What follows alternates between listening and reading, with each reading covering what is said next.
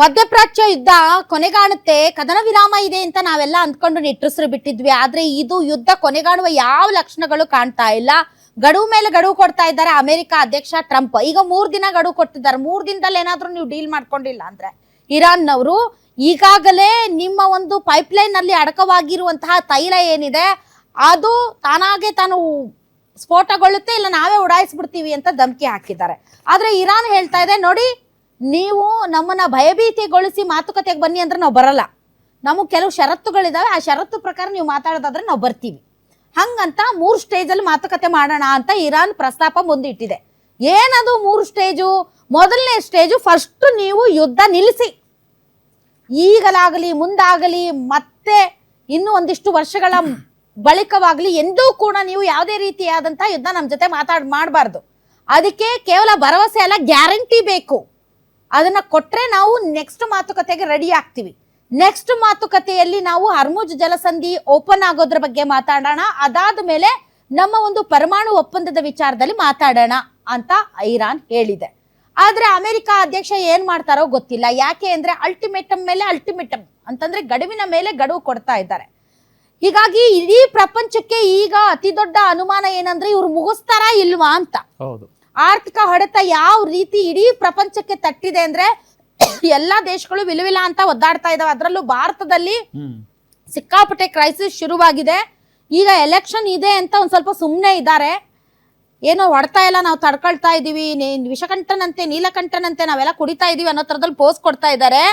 Election ಮತದಾನ ಪ್ರಕ್ರಿಯೆ ಮುಗಿತಾ ಇದ್ದಾಗೆ ಪೆಟ್ರೋಲು, ಡೀಸೆಲ್, ಗ್ಯಾಸ್ ಎಲ್ಲ ಜಾಸ್ತಿ ಆಗುತ್ತೆ. ಯಾಕೆ ಅಂತಂದ್ರೆ ಬಹಳ ದಿನ ನಾವು ಕನ್ಸ್ಯೂಮ್ ಮಾಡ್ಕೊಳಕ್ ಆಗೋದಿಲ್ಲ ಹೊಡ್ತನ. ಈಗ ರೂಪಾಯಿ ಮೌಲ್ಯ ಕುಸಿತಾ ಇದೆ ಡಾಲರ್ ಎದುರುಗಡೆ. ಅಂತಾರಾಷ್ಟ್ರೀಯ ಮಾರುಕಟ್ಟೆಯಲ್ಲಿ ತೈಲ ಬೆಲೆ ಜಾಸ್ತಿ ಆಗಿದೆ. ಡಾಲರ್ ಕೊಟ್ಟೆ ನಾವು ತೈಲವನ್ನ ಖರೀದಿ ಮಾಡ್ಬೇಕು. ಈಗಾಗಲೇ $1 ಏರಿಕೆ ಆದ್ರೆ ಎಷ್ಟೋ ಕೋಟಿ ನಮ್ಗೆ ನಷ್ಟ ಆಗುತ್ತೆ. ಅಂತಹ ನಷ್ಟವನ್ನ ಕಳೆದ 2 ತಿಂಗಳಿಂದ ಸರ್ಕಾರ ಭರಿಸ್ತಾ ಇದೆ, ಕನ್ಸ್ಯೂಮ್ ಮಾಡ್ತಾ ಇದೆ. ಗ್ರಾಹಕರಿಗೆ ಅದಿನ್ನೂ ಪಾಸ್ ಮಾಡಿಲ್ಲ. ಥ್ಯಾಂಕ್ ಗಾಡ್ ಎಲೆಕ್ಷನ್ ಇದೆ. ಎಲೆಕ್ಷನ್ ಮುಗಿದ ಮೇಲೆ ಅದ್ರ ಬರೆ ನಮಗೆ ಖಂಡಿತ ಬೀಳುತ್ತೆ. ಯಾಕಂದ್ರೆ ಸರ್ಕಾರವೂ ಕೂಡ ಅದನ್ನ ಭರಿಸುವಷ್ಟು ಶಕ್ತಿ ಸರ್ಕಾರಕ್ಕಿಲ್ಲ. ಆಲ್ರೆಡಿ 60-62 ದಿನ ಆಗ್ತಾ ಬಂತು. ಸೊ ನೀವು ಪ್ರಿಪೇರ್ ಆಗಿ ಮೆಂಟಲಿ ಈ ರಾಷ್ಟ್ರದ ಜನ ಮುಂದಿನ ದಿನಗಳಲ್ಲಿ ಬೆಲೆ ಏರಿಕೆಯ ಬಿಸಿ ನಮ್ಗೆ ತಟ್ಟುತ್ತೆ. ಈಗಾಗಲೇ ಹಲವಾರು ಫ್ಯಾಕ್ಟರಿಗಳು, ಉದ್ದಿಮೆಗಳ ಮೇಲೆ ಇದರ ಪ್ರಭಾವ ಪರಿಣಾಮ ಬಿದ್ದಿದೆ. ಯುದ್ಧ ನಿಲ್ಲುವಂತ ಯಾವ ಲಕ್ಷಣಗಳು ಕೂಡ ಕಾಣ್ತಾ ಇಲ್ಲ. ಹಾಗ ನೋಡಿದ್ರೆ ಈಗಾಗಲೇ ಸುಮಾರು ಯೂರಿಯಾ ಪ್ರೊಡಕ್ಷನ್ ಕಡಿಮೆ ಆಗಿದೆ. ಯೂರಿಯಾ ಪ್ರೊಡಕ್ಷನ್ಗೆ ಬೇಕಾದಂತಹ ಏನು ರಾ ಮೆಟೀರಿಯಲ್ ಇದೆ ಅದು ಸಿಗ್ತಾ ಇಲ್ಲ. ಬಿಕಾಸ್ ಅದು ಕೂಡ ಗಲ್ಫ್ ದೇಶಗಳಿಂದ ಬರಬೇಕು. ಸೊ ಯೂರಿಯಾ ರಸಗೊಬ್ಬರ ಈಗಾಗಲೇ ಅಂತಾರಾಷ್ಟ್ರೀಯ ಮಾರುಕಟ್ಟೆಯಲ್ಲಿ 40% ಗಿಂತ ಜಾಸ್ತಿ ಆಗಿದೆ. ಸೊ ರೈತರು ಈಗ ಬೆಳೆ ಬೆಳೆಯುವಂತಹ ಟೈಮ್, ರಸಗೊಬ್ಬರ ಸಿಗ್ಲಿಲ್ಲ ಅಂದ್ರೆ ಒದ್ದಾಟ ಆಗುತ್ತೆ. ಸೊ ಫುಡ್ ಕ್ರೈಸಿಸ್ ಶುರುವಾಗಬಹುದು, ನಾಳೆ ಆಹಾರದ ಕೊರತೆ ಆಗ್ಬಹುದು. ಯಾಕಂದ್ರೆ ಬೆಳೆ ಬೆಳಿಲಿಲ್ಲ ಅಂದ್ರೆ ಹೊಟ್ಟೆಗೆ ಏನ್ ತಿನ್ನೋದು, ಹೌದಲ್ವಾ? ಸೊ ಅದ್ರ ಬಗ್ಗೆನೂ ಕೂಡ ಈಗಾಗಲೇ ತುಂಬಾ ಆತಂಕದ ಪರಿಸ್ಥಿತಿ ನಿರ್ಮಾಣ ಆಗಿದೆ. ಟೆಕ್ಸ್ಟೈಲ್ಸ್ ಮತ್ತು ಏನು ರಾ ಮೆಟೀರಿಯಲ್ ಸಿಗುತ್ತೆ ಅದು ಕೂಡ ಗಲ್ಫ್ ನಿಂದ ಬರಬೇಕು. ಪ್ರೊಡಕ್ಷನ್ ಕಡಿಮೆ ಆಗಿದೆ. ಬಹಳಷ್ಟು ಟೆಕ್ಸ್ಟೈಲ್ಸ್ ಫ್ಯಾಕ್ಟರಿಗಳು ಜನರನ್ನ ಕಡಿಮೆ ಮಾಡ್ತಾ ಇದ್ದಾರೆ, ಯಾಕಂದ್ರೆ ಪ್ರೊಡಕ್ಷನ್ ಕಡಿಮೆ ಆಗ್ತಾ ಇದೆ. ಇಟ್ಕೊಂಡು ಏನ್ ಮಾಡ್ತಾರೆ? ಕರ್ನಾಟಕದಲ್ಲಂತೂ ಇದು ಜಾಸ್ತಿ ಇದೆ, ವೇಜಸ್ ಜಾಸ್ತಿ ಇದೆ. ಹೀಗಾಗಿ ಪ್ರೊಡಕ್ಷನ್ ಕಡಿಮೆ ಆಗಿರೋದ್ರಿಂದ ಲೇ ಆಫ್ ಗಳು ನಡೀತಾ ಇದೆ. ಸೊ ಇಂತಹ ಸಂದರ್ಭದಲ್ಲಿ ಪಾಪ ಕೆಲಸ ಕಳ್ಕೊಂಡಿರುವಂತ ಕಾರ್ಮಿಕರು ಏನ್ ಮಾಡ್ಬೇಕು? ಅವ್ರ ಪರಿಸ್ಥಿತಿ ಏನು? ಅವ್ರ ಊಟಕ್ಕೆ ಏನ್ ಮಾಡ್ತಾರೆ? ಅದೊಂದು ಕಡೆ. ಮತ್ತೊಂದು ಕಡೆ ಈ ಒಂದು ಮೆಡಿಸಿನ್ ಪ್ರೊಡಕ್ಷನ್ ಗೆ, ಫಾರ್ಮಾ ಇಂಡಸ್ಟ್ರಿಯಲ್ಲೂ ಕೂಡ ಮೆಡಿಸಿನ್ ಗೆ ಬೇಕಾದಂತ ಸಲ್ಫರ್ ಕೂಡ ಗಲ್ಫ್ ಕಂಟ್ರೀಸ್ ಇಂದ ಬರುತ್ತೆ, ಅದು ಕೂಡ ಬರ್ತಾ ಇಲ್ಲ. ಆಟೋಮೊಬೈಲ್ ಸೆಕ್ಟರ್ ನಲ್ಲಿ ಮೆಟಲ್ ಮತ್ತೆ ಕೆಮಿಕಲ್ಸ್ ಅವು ಕೂಡ ಗಲ್ಫ್ ಕಂಟ್ರಿಯಿಂದ ಬರಬೇಕು. ಇದರಿಂದ ಪ್ರೊಡಕ್ಷನ್ ಸ್ಲೋ ಡೌನ್ ಆಗಿದೆ. ಬಹಳಷ್ಟು ಕಾರ್ಮಿಕರನ್ನ ಕೂಡ ಮನೆಗೆ ಕಳಿಸ್ತಾ ಇದ್ದಾರೆ. ಮತ್ತು ಇದು ಯಾವ್ದು ಏವಿಯೇಷನ್, ಈಗಾಗಲೇ ಫ್ಯೂಯಲ್, ಏವಿಯೇಷನ್ ಫ್ಯೂಯಲ್ ಸುಮಾರು 8.6% ದುಬಾರಿ ಆಗಿದೆ. ಸೊ ಇವಾಗ ವಿಮಾನಯಾನ ಕೂಡ ದುಬಾರಿ ಆಗಿದೆ. ಈ ಕಡೆ MSME ಸೆಕ್ಟರ್ಗೂ ಕೂಡ, ಬೃಹತ್ ಕೈಗಾರಿಕೆಗಳಿಗಷ್ಟೇ ಅಲ್ಲ ಸಣ್ಣ ಕೈಗಾರಿಕೆಗಳಿಗೂ ಹೊಡ್ತಾ ಬಿದ್ದಿದೆ. ಫರ್ಟಿಲೈಸರ್ಸ್, ಪೇಂಟ್ ಮತ್ತೆ ಇವು ಟೈರ್, ಈ ಪ್ರೊಡಕ್ಷನ್ ಏನ್ ಮಾಡ್ತಾರೆ ಇದ್ರ ಮೇಲೆ ಸಿಕ್ಕಾಪಟ್ಟೆ ಹೊಡ್ತಾ ಬಿದ್ದಿದೆ. ಮತ್ತೆ ಅಕ್ಕಿ ರಫ್ತು ಮಾಡ್ತೀವಿ ನಾವು ಬೇರೆ ಬೇರೆ ಕಡೆ. ಆ ಅಕ್ಕಿ ರಫ್ತು ಮಾಡೋದಕ್ಕೆ ನಮ್ಗೆ ಶಿಪ್ಮೆಂಟ್ ಸಿಗ್ತಾ ಇಲ್ಲ, ದಾಸ್ತಾನು ಹಂಗೆ ಉಳಿತಾ ಇದೆ. ಆರ್ಥಿಕತೆಗೆ ದೊಡ್ಡ ಹೊಡೆತ ಬೀಳ್ತಾ ಇದೆ. ಇನ್ನು ವರ್ಕರ್ಸ್ ಮೇಲೆ ಸುಮಾರು ಗಲ್ಫ್ ರಾಷ್ಟ್ರಗಳಿಂದ ಸುಮಾರು 8.5 ಮಿಲಿಯನ್ ಜನ ಅಲ್ಲಿ ಕೆಲಸ ಮಾಡ್ತಾರೆ. ಯುದ್ಧ ಸ್ಟಾರ್ಟ್ ಆದಾಗ ಬಹಳಷ್ಟು ಜನ ವಾಪಸ್ ಬಂದಿದ್ದಾರೆ, ಅವ್ರಿಗೆ ಕೆಲಸ ಇಲ್ಲ.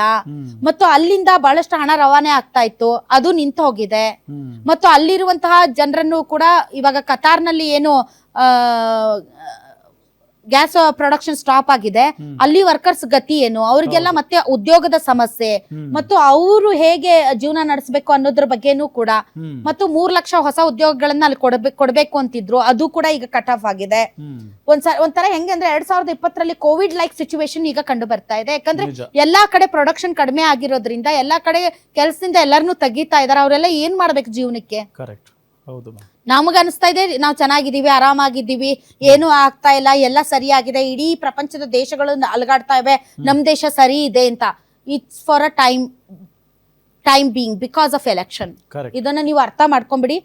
ಮತ್ತೆ IMF ಡಾಟಾ ಪ್ರಕಾರ ನಾವೇನ್ 4th ಲಾರ್ಜೆಸ್ಟ್ ಎಕಾನಮಿ ಆಗಿದ್ವಿ, ಈಗ ನಾವು 6th ಲಾರ್ಜೆಸ್ಟ್ ಎಕಾನಮಿ ಆಗಿದ್ದೀವಿ, ಸ್ಲಿಪ್ ಆಗಿದ್ದೀವಿ ಕೆಳಗಡೆ.